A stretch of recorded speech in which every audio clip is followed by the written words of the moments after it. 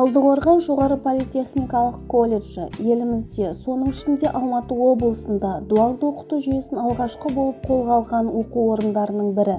Қолға алып қана қоймай, жан-жақты қарастырып, күннен күнге жетілдіріп келеді.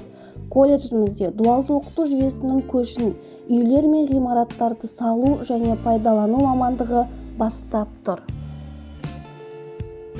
Дуалды оқыту жүйесі теорияны өндіріспен ұштастыра оқыту технологиясы. Әсіресе оның кәсіптік техникалық білім берудегі алатын орны ерекше.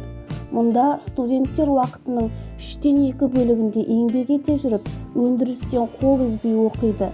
Тек уақытының 3 бөлігін теориялық оқуға, білімді ұйымдастыруға арнайды.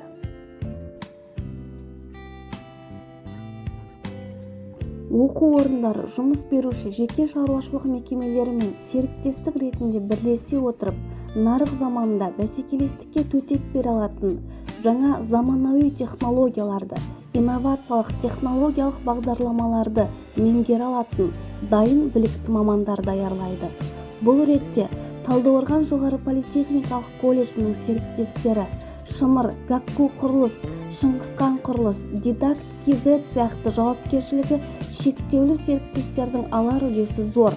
Сонымен қатар колледжіміздің Оңтүстік Кореяда негізі қаланған Friend Asia халықаралық қайырымдылық қорымен бірлесе отырып, облыс көлемінде 70-тен аса үйлердің жеңіл және күрделі жөндеуден өткізу жұмыстарына өз үлесін қосуын дуалды оқыту жүйесінің жемісі деп білеміз.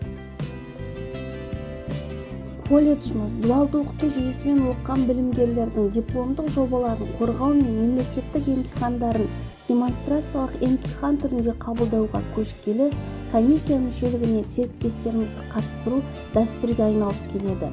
Соның нәтижесінде түлектеріміздің жұмыспен қамтылуы да жыл сайын артып келеді.